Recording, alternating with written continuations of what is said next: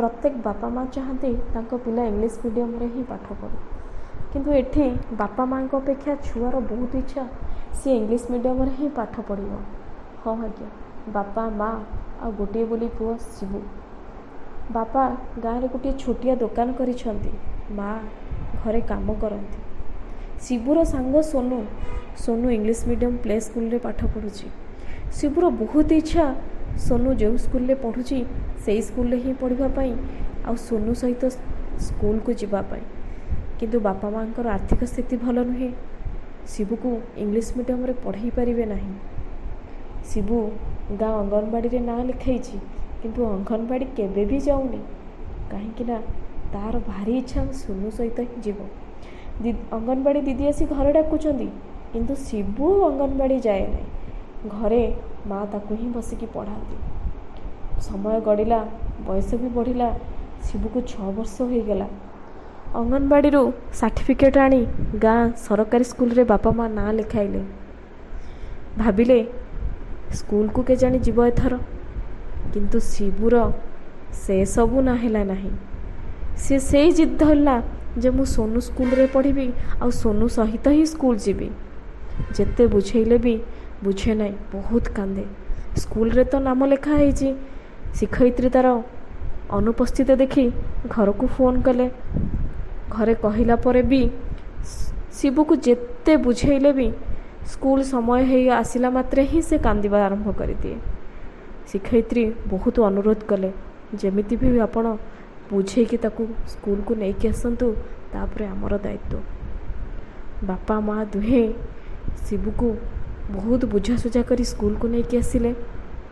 School भितर पशिले, आउ प्रथम श्रेणी कौटा पचारि जाई प्रथम श्रेणी रे ही पहुँचले। शिक्षयित्री पाठ पढ़ाऊ थांती, डाकिले भीतर को आस। चेयर टेबुल रे बसिला। शिक्षयित्री जहाँ भी पढ़ाऊले हस हस मुहरे से सब शुणु थाए।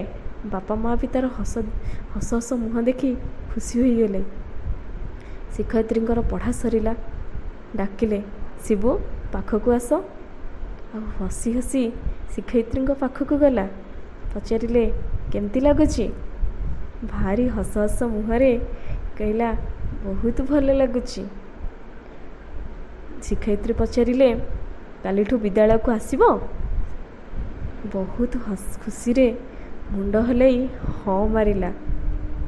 कहले कहीं भल लगुच? उत्तर रे कौन कहला जानिछंती? खेली खेलिका पाठ पढ़ा, चित्र देखे पाठ पढ़ा, आउ जो कांथरे जो शिक्षणीय चित्र करा जाइछि ताकू से सब आकर्षित करिछि। बहुत खुशी हो गला।